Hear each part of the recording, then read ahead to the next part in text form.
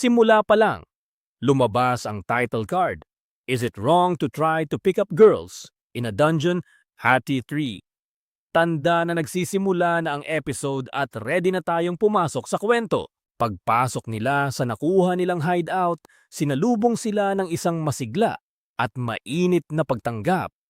Puro tawag para sa pagkain at alak at halakhakan habang nagkakainan.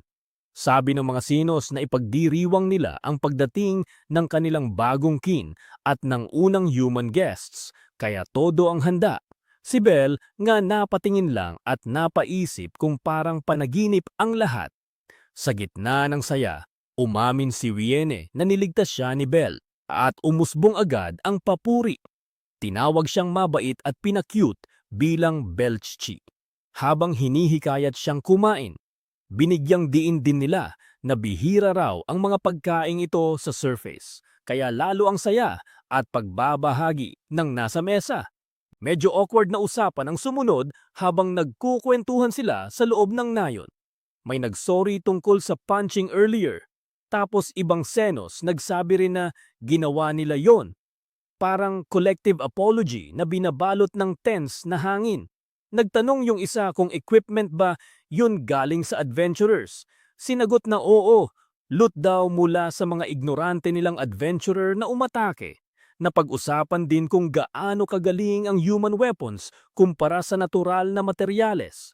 They cut way better than any flower or plant. At talagang napansin nila ang tigas at talim ng mga sandata. Sa gitna ng diskusyon, may nagbiro utos na, "Lead, cease this foolishness." Pero si Gross nanatiling malamig. They are not worthy of trust.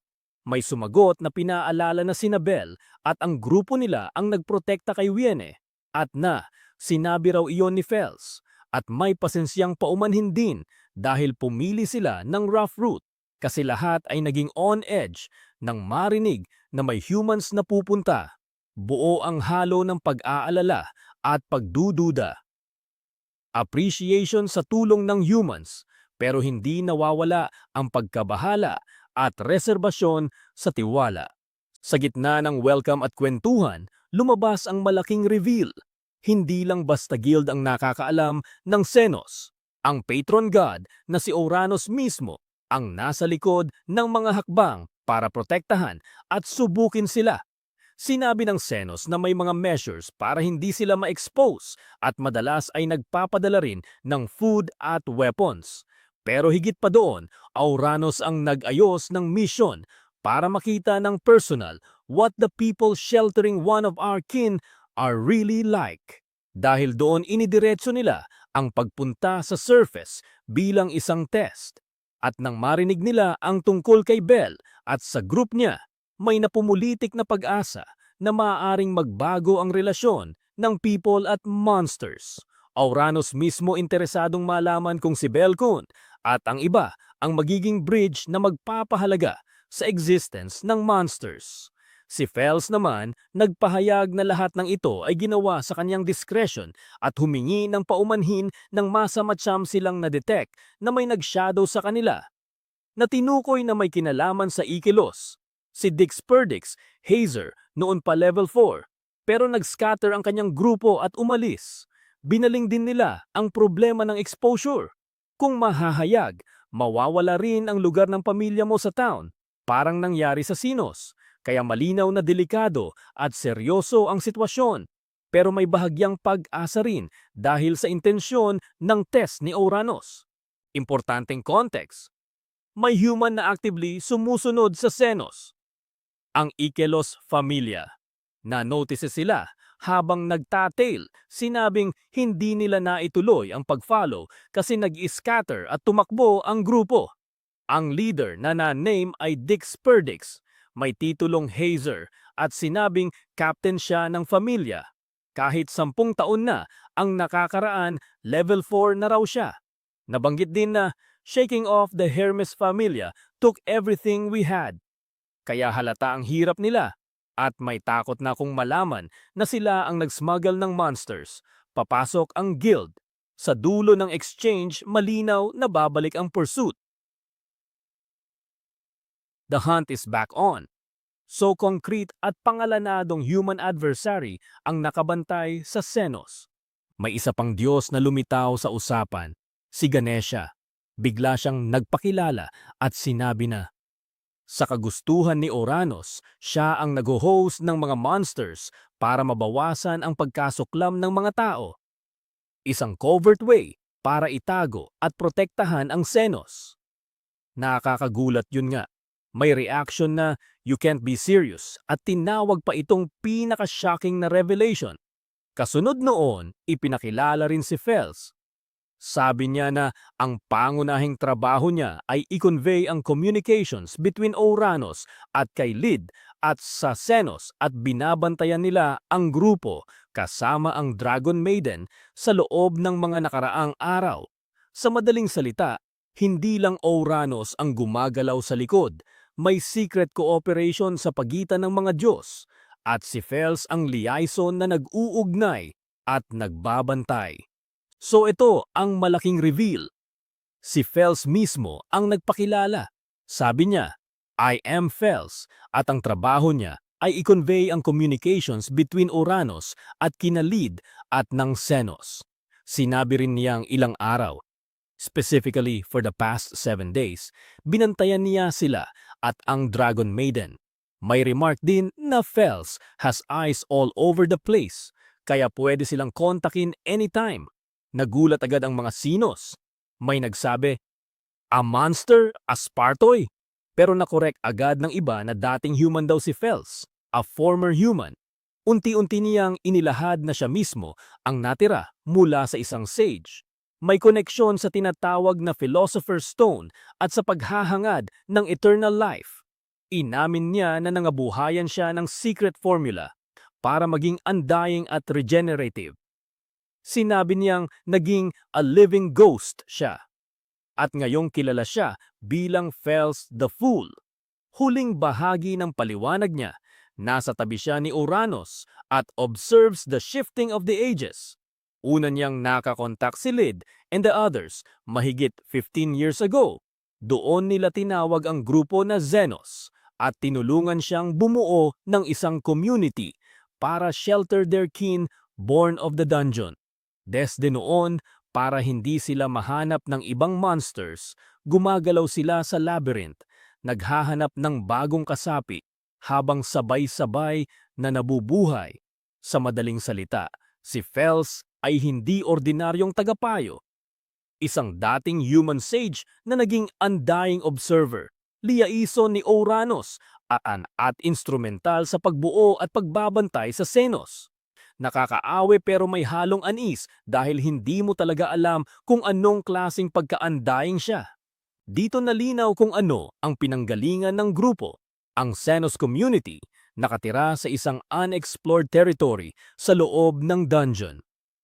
Isang lugar kung saan hindi nagpapanganak ng monsters, kaya itinuturing nila itong isang safe point at tinatawag nilang hidden village.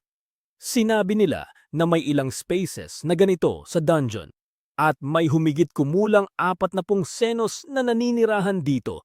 Among them, Lid, Ray at Gross ang mga pinakamatagal na miyembro. Nang tinanong kung siya ba ang leader, inamin ni Lid na siya nga ang leader at siya rin ang pinakamalakas. Pero binanggit din na may bagong miyembro na nalampasan siya at nagpunta pa sa deeper levels para mag-train. Sa puso ng episode, lumitaw ang simpleng pero matinding longing ng Xenos, ang pagnanais na makalabas sa surface. Si Winnie ang nagkwento ng isang malinaw na panaginip, isang crimson light na lumulubog sa likod ng malalaking bato at isang langit na dyed red na parang maiiyak. At sabi niya, gusto niyang makita iyon muli. May tanong kung sunset ba iyon at inamin ni Winnie na hindi pa niya narating ang surface. Iniisip niya na baka nung last time I lived niya ay nakita niya ang tunay na langit.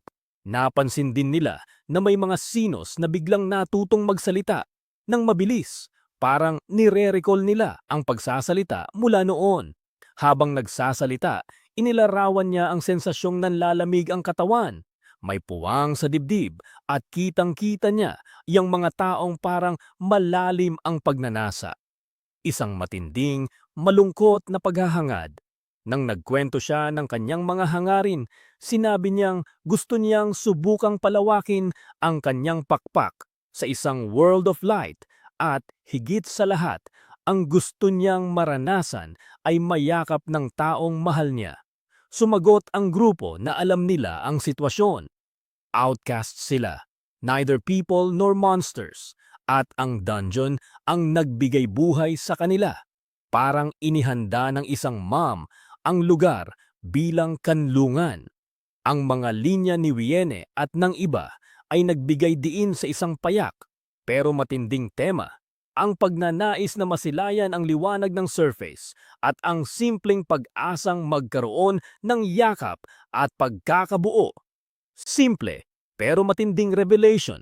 Kina Fels, tinanong kung bakit muling ipinapanganak ang mga senos at saan napupunta ang mga espiritu ng monsters pag namatay.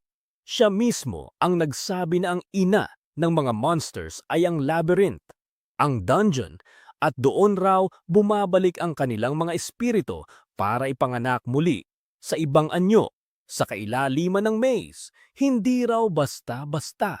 Sabi niya, sa loob ng libu-libong taon at sa napakaraming rebirths, naglalagay layer ang kanilang mga wishes at regrets.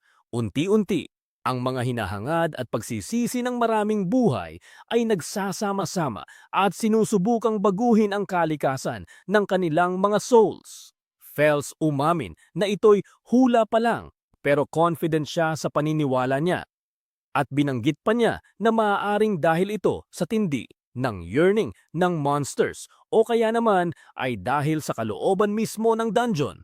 Habang nagpapaliwanag ang mga sinos, ipinakita nila kay Belle ang isang monster's magic stone at sinabi na kapag pumatay sila ng ibang monsters, kinakain nila yung magic stones para mabuhay at para lumakas.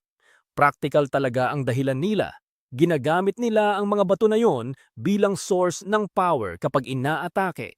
Kaya binigyan din nila si Belle ng direktang payo, huwag mag-hesitate sa laban. Huwag mag-waver out of consideration for them.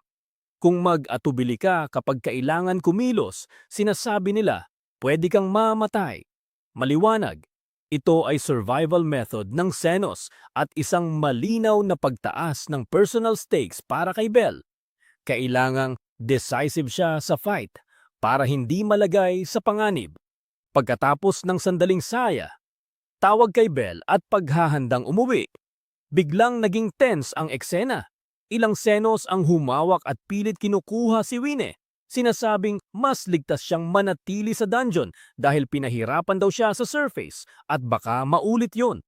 Pinipilit nila na manahan siya sa kanila. You're going to live here with us. Ang tono nila na may malinaw na protective na damdamin. Si Wiene ay nagtatangkang tumakas at tumatanggi. Umiiyak, sinasabi na ayaw, at paulit-ulit humihingi kay Belle, "No, I want to be with Belle." Habang sinasabi rin nilang kung sasama siya sa mga tao, malulungkot daw sina Belchigi at ang iba. Eksakto itong conflict turn, proteksyon mula sa Senos kontra sa sariling hangarin ni Wiene na manatili kasama si Belle. Bago umalis, nagpalitan sila ng maikling paalam. May pangakong magkikita pa rin sila. Pagbalik ni Belle at ng party sa surface, maririnig ang simpleng pagbati. Bumalik na sila. Sa huling sandali ng exchange, may napakaliit na pagtili. Goddess. May tanong tungkol sa dungeon at sinagot na simple at misteryoso. The dungeon is the dungeon.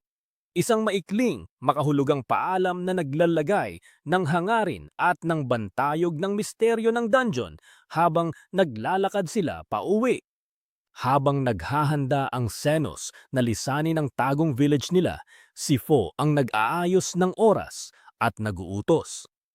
Time to set out. Stop na ang pag-aantala at bawal bumaba ang guard hanggang makarating sila sa bagong village. May mahinang debate tungkol sa paglipat, hindi dahil may nakakita sa kanila, pero bilang precaution mula sa posibleng raid at kasi nauubos din ang pagkain kapag tumagal sila sa isang lugar. May mga paalala rin tungkol sa kindness ng mga surface people. Nabanggit pa si Mikoto at si Belsan. Habang may iba naman na nagbababala, nakalimutan na lang ang mga humans. Biglang may narinig na tinig na umiiyak na humihingi ng tulong. Si Ranye agad ang tumugon. "We go!" At sinabing malapit lang sila at tatawag para i-rescue ang tinig na tila kapwa nila Sinos. Kahit may nagtatangkang pigilan siya, na delikado kung grupo lang nila ang lalabas. Marami ang nagdesisyong susuporta pero may babala na baka trap pala ang boses kaya tense at mabilis ang paggalaw ng grupo. May narinig na tumatawag ng tulong kaya agad na umaligid si Ranye at ilan sa Senos para mag-rescue. Nagdesisyon silang iwan ang meeting point at puntahan ang sigaw dahil "We are going to rescue New Kin." May nagbabala pa na "Stop, it could be a trap." Pero umusad si Ranye. Di nagtagal, lumitaw ang banta. May sumigaw ng "Run!"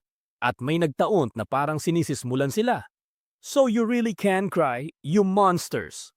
Nang mapagtanto ng grupo ang setup, may tanong na "An ambush?" At narinig pa ang malamig na komentaryo, "It all went exactly as planned." Inihayag din ng mga adventurers ang dahilan ng panlilinlang. Ginamit yung pagsigaw bilang bait para luring in a vouivre dahil mahusay ang kanyang pandinig at perfect ang screaming siren bilang pain. Sa madaling salita, ang rescue call pala ay planadong bitag. Ang Sinos ay napahinto sa gitna ng confusion, galit at takot habang nakaharap ang biglang ambush. May 3 hunters na nagro-roon, Ord, Grantatan at Dix na nagrekon sa paligid. Nagkainitan ng kaunti. Nagreklamo sila na konti lang ang monsters at baka may na-miss silang pwedeng ibenta. Nagsorry si Gran kay Dix. Sabi nila, hindi gaanong dami ng monsters na parang nawala ng gana ang ilan. Isa sa kanila, tinanggal ang isang gamit dahil hindi na niya kailangan. Sa huli, klaro na, handa na silang mag-hunt. May konkretong human hunter presence na papasok sa area. Tinapos ang episode sa isang preview title card na diretso nag-tease, "Next time." Kasunod ang nakasulat na Ikelos Familia King of Atrocity. May linya rin na nagsasabing, "Next time, Ikelos Familia." Simple pero ominous.